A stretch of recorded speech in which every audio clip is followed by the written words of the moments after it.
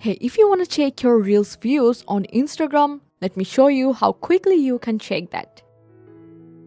So first you have to open up your Instagram app and go to your profile. Here you can already see the view count on your Reels and videos, but when you open a Reel, you don't get the full details. So to see complete insights, you need to switch to your professional account. For that, just go to the hamburger menu in the top right corner and then go to Account Type and Tools.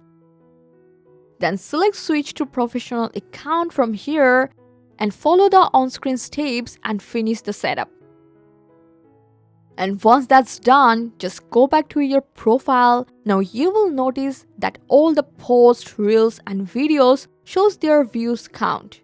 And when you open any reel or post, then tap this view insight option and here you can see total view, interactions, likes, profile activity, the percentage of views from followers versus non-followers, and more details performance data.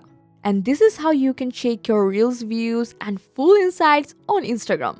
I hope this guide helped you a lot. Make a like and subscribe for more Instagram tips and tricks. Thanks for watching.